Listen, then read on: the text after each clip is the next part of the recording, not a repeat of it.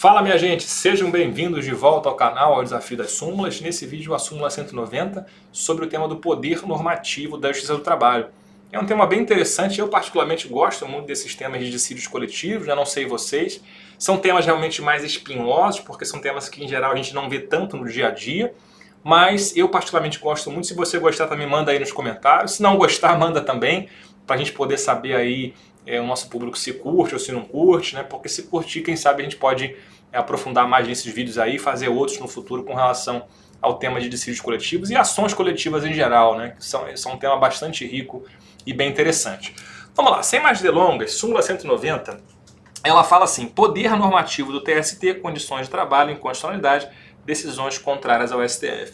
Ao julgar ou homologar a ação coletiva ou acordo nela havido, o Tribunal Superior do Trabalho exerce o poder normativo constitucional, não podendo criar ou homologar condições de trabalho que o Supremo Tribunal Federal julgue iterativamente inconstitucionais, tá? Bom, basicamente o que a súmula está dizendo é uma coisa óbvia, né? Porque ela está dizendo o seguinte: olha, o TST não pode fazer uma coisa que o Supremo não permite, né? Então a gente tem aqui uma hierarquia jurisdicional, o Supremo é um tribunal de cúpula, né? E aí é claro que se o Supremo tem uma jurisprudência com relação a um tema, o que se espera é que o Tribunal Superior do Trabalho ele siga essa jurisprudência, então que ele não faça algo que o Supremo, como diz aqui a súmula, iterativamente, quer dizer, constantemente o Supremo julga aquele tema ali inconstitucional. Então não faria nem sentido, né? Então é uma súmula que acaba dizendo o óbvio. Mas apesar de dizer o óbvio, a gente tem que explicar qual é esse óbvio, né? O que está acontecendo aqui e o que justificou que o TST editasse essa súmula, sendo que é uma súmula antiga, né, e é uma súmula que é de uma época em que ainda não se tinha tanta preocupação com o tema de precedente como a gente tem hoje, né? E aí o TST tentando de alguma forma fazer, né, criar uma súmula para que os ministros ali respeitassem as decisões do Supremo Tribunal Federal. Bem interessante aqui também esse registro histórico. Mas vamos lá, qual é a situação aqui? Poder normativo. Poder normativo, primeiro, é uma competência anômala. É uma competência anômala. Por que é uma competência anômala? Porque a gente sabe que o Poder Judiciário ele tem função essencial de fazer o quê? Julgar, né? Então o Poder Judiciário ele julga o conflito e ele aplica a lei ao caso concreto. É isso que é a função jurisdicional, concorda comigo? Julgar o conflito, aplicar o direito que já está posto, o direito que já existe. Quando eu falo em poder normativo, é diferente. O poder normativo ele é uma função de criar direito, criar uma norma jurídica que vai se aplicar em caráter geral naquela categoria, claro. Aquela categoria ou aquela empresa, eventualmente, que é parte ali daquele dissídio coletivo, tá? Mas então é uma função de criação de direito. Por isso que é uma função ou uma competência anômala do Poder Judiciário. Mas é uma função que existe, por quê? Porque a CLT e a própria Constituição prevêem que é possível que os tribunais trabalhistas exerçam essa competência. E essa competência anômala de criar regras, de criar direito, ela vai se exercer a partir de uma ação especial, um procedimento especial do direito, não está limpando aqui, não sei porquê, opa, agora limpou, uma ação especial que é a ação de dissídio coletivo. E mais especificamente o dissídio coletivo de natureza econômica. Tá? Então a partir dessa ação aqui, ficou meio estranho aqui, mas tudo bem, vocês entenderam? A partir dessa ação especial, que é um procedimento especial exclusivo do processo do trabalho, a gente vai ter então o exercício do poder normativo, que pode ser pelo TRT, se for um conflito coletivo de âmbito regional, naquela região daquele TRT, ou um conflito coletivo, um dissídio coletivo que vai ser julgado pelo TST, se for um conflito nacional ou se for um conflito que abranja mais de uma região da Justiça do Trabalho, tá? Com exceção da situação de São Paulo, porque em São Paulo a gente tem dois TRTs, TRT2 e TRT15, e nesse caso a legislação fala que o TRT2 vai julgar. Se for um conflito coletivo apenas no estado de São Paulo, mesmo tendo lá dois tribunais, o TRT2 e o TRT15, a gente vai ter o julgamento no TRT2, é uma situação de exceção, tá? Mas em regra a competência funcional, ou melhor, é funcional, no caso, porque seria o tribunal que vai julgar, isso mesmo, a gente vai ter então dos TRTs ou do TST. Maravilha? Bom, e aqui, portanto, o Tribunal Regional do Trabalho, o Tribunal Superior do Trabalho, quando for julgar esse dissídio coletivo, ele vai apreciar as reivindicações reivindicações daquela categoria. A categoria, digamos lá, daquela que está sendo apreciada aquele dissídio, ela pede um reajuste, digamos, de 20%. Eles acham que estão ganhando pouco, querem um reajuste de 20%. Eles pedem para criar, por exemplo, um adicional de horas extras de 100% para todas as horas. Eles pedem, por exemplo, para que o aviso pré-proporcional seja não de 90 dias no máximo, mas que seja de 180 dias. O aviso prévio, por exemplo. Né? Ou seja, reivindicações. Né? E aí essas reivindicações, claro, vão ser julgadas pelo tribunal competente. Tá? E aí, portanto, aqui que está o pulo do gato. Né? Por quê? Porque o poder normativo, então, que vai ser exercido, claro, como qualquer poder numa democracia, numa república, o poder normativo, claro, ele vai estar sujeito a limites. Ele tem alguns limites, né? Primeiro, a gente vai ter limites que a própria Constituição estabelece. Tá aqui na tela o artigo 114, parágrafo 2º da Constituição, que já menciona, né?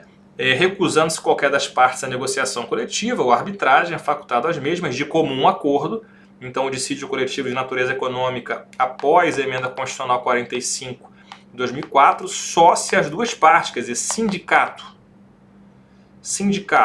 e empresa, né, ou também pode ser o sindicato patronal, né, no polo do empregador, eles têm que concordar com o dissídio coletivo, eles têm que concordar em levar aquela questão para o TRT ou para o TST. Então, parece muito com uma arbitragem, né, porque as duas partes aqui têm que concordar. Esse aqui é o comum acordo, tá? Que é excepcionado na situação de greve. Falei aqui no vídeo anterior da súmula 189 que na situação de greve o TST admite o julgamento das cláusulas econômicas mesmo sem comum acordo, tá? Mas em princípio vai ter que ter o comum acordo, beleza. Né? E aí, portanto, vamos lá, seguindo aqui no dispositivo, podendo a Justiça do Trabalho decidir o conflito coletivo, e aqui a gente já vai ter dois limites. Né? Respeitadas disposições mínimas legais de proteção ao trabalho, bem como as convencionadas anteriormente. O que significa isso? O tribunal, portanto, quando for julgar lá o dissídio coletivo econômico, vai exercer o poder normativo. Em primeiro lugar, ele tem que respeitar a lei. Ele não pode criar uma cláusula que seja, portanto, que afaste uma lei. Né? Então a lei já prevê lá um critério, a lei prevê um direito. Isso não pode ser excluído, isso não pode ser afastado pela decisão normativa lá do TRT ou do TST. Ok? Então ele vai ter que observar o piso legal, digamos assim.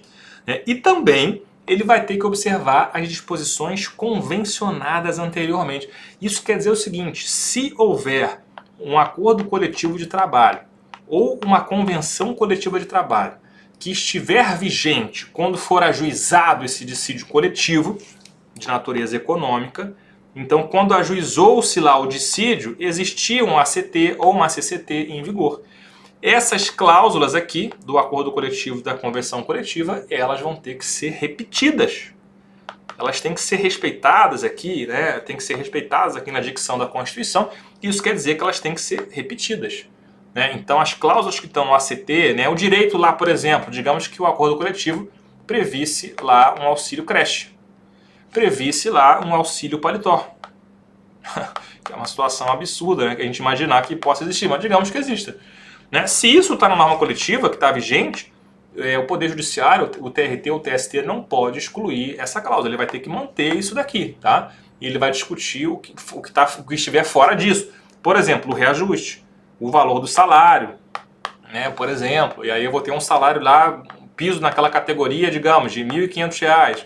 E aí é isso que vai ser discutido, é claro, ali naquele dissídio coletivo. Mas os direitos que já estão previstos não podem ser mais excluídos. É isso que está previsto aqui expressamente no 114, parágrafo 2º da Constituição, tá certo? Então aqui a gente tem dois limites, a lei e as disposições convencionadas anteriormente. São dois limites aos dissídios coletivos, tá? Mas é claro que a gente não pode parar por aqui, né? A gente sabe que aqui no nosso canal as pessoas que acompanham são pessoas que estudam, que gostam de estudar a fundo o direito do processo do trabalho. A gente procura sempre aprofundar aqui nos temas, eu sempre pesquiso, eu sempre trago para vocês o que tem de mais atualizado com relação a isso. E aqui a gente vai seguir em frente. Por quê? Porque aqui é o seguinte, o Supremo Tribunal Federal, né, que o nosso querido TST aqui está mencionando, as condições que ele julga inconstitucionais, essa súmula foi criada pensando aqui em duas situações. Em duas situações que o STF fala que não podem acontecer nos dissídios coletivos. Tá? Então eu vou dizer, em primeiro lugar, o que o Supremo fala que é possível. Tá? O Supremo fala, olha, o dissídio coletivo, ele somente pode gerar direitos, ele pode criar direitos no dissídio coletivo de natureza econômica no vazio da lei. No vazio da lei.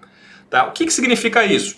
Significa que eu vou ter duas situações aqui em que não vai ser possível, né? Não vai ser possível que o Tribunal Trabalhista, o TST ou o TRT, ele crie uma cláusula normativa nesses dois casos.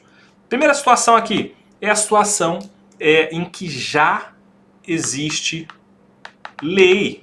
Já existe uma lei, já existe uma disciplina legal com relação àquela matéria. Né? Por exemplo aqui, disciplina legal ou até constitucional. Vou dar um exemplo. Adicional de horas extras. Tá? A nossa Constituição estabelece lá, adicional de horas extras de no mínimo 50%. Tá? Beleza, será que a sentença normativa, será que o poder normativo ele pode criar um adicional de horas extras de 70%? Será que ela poderia fazer isso para beneficiar o trabalhador? Perceba, de acordo com o Supremo Tribunal Federal, não. Não é possível. Por quê? Porque já existe lei. Né? E, portanto, o poder normativo ele só se exerce no vazio da lei, quando você não tem lei. Ou também a situação em que há uma reserva legal. Uma reserva legal. O que significa reserva legal? A Constituição ela fala, olha, esse tema é um tema de lei. A lei vai tratar sobre isso. Qual era um exemplo que a gente tinha bastante? Aviso prévio. Por quê? Porque a nossa Constituição, desde sempre, ela previa, olha, aviso prévio proporcional ao tempo de serviço. Isso só foi regulamentado lá pela Lei 12.506 de 2011. Até então a gente não tinha regulamentação. E aí, antes disso, o que acontecia? Às vezes a gente tinha sentenças normativas, decisões, portanto, do TST e de TRTs, que criavam um critério aqui de proporcionalidade do aviso prévio, dizendo, olha, vai ser tantos dias, tantos meses a mais, de acordo com tal situação, né? Ou seja, um critério criado. Mas o Supremo falava, não é possível que uma sentença normativa ela crie um direito atinente aqui à proporcionalidade do aviso prévio. Por quê? Porque existe aqui uma reserva legal, é o segundo caso. Eu tenho uma reserva legal com relação àquele tema, e aí, portanto, a sentença normativa não pode tratar daquele tema. Tá? Então, esses dois casos aqui, já existe lei ou existe uma reserva legal, são casos em que vai ser vedado o poder normativo. Não pode ter poder normativo nesses casos. Poder normativo somente no vazio da lei, quando você não tiver lei e nem reserva legal. Ficou claro? Beleza? É isso que acontece aqui. Então, percebam, com isso, a partir da súmula, a gente conseguiu aprofundar bastante, conseguimos compreender aqui bem os limites do poder normativo na Justiça do Trabalho. Beleza? Grande abraço e até o próximo vídeo. Continuem acompanhando e fortalecendo aqui o nosso canal e o nosso desafio das súmulas. Até o próximo!